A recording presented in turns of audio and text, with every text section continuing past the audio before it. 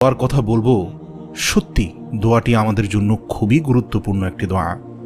প্রিয় দর্শক, যারা খুব বেশি কষ্টে এবং বিপদের মধ্যে আছেন তারা এই দোয়াটি মাত্র একবার পড়ুন। ইনশাআল্লাহ আশা করি আপনার সমস্ত কষ্ট, বিপদ আপদ দূর হয়ে যাবে।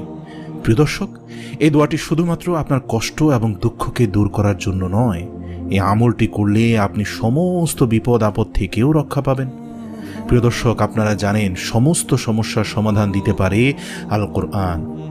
এমন কোনো সমস্যা নেই যে সমস্যার সমাধান কোরআন দেয়নি। সুবহানাল্লাহ। আল্লাহ তাআলা সকল সমস্যার সমাধান পবিত্র কোরআনের মধ্যেই রেখেছেন। আমি আজকে যে দোয়াটির কথা বলবো সেটিও পবিত্র কোরআন থেকেই নেওয়া। আমলটি হচ্ছে কোরআনের একটি আয়াত, যে দোয়াটি আল্লাহর রাসূল সাল্লাল্লাহু আলাইহি ওয়াসাল্লাম নিজেও করেছেন। ভিডিওটি শুরু করার আগে একটি অনুরোধ করছি, ভিডিওটি অবশ্যই না টেনে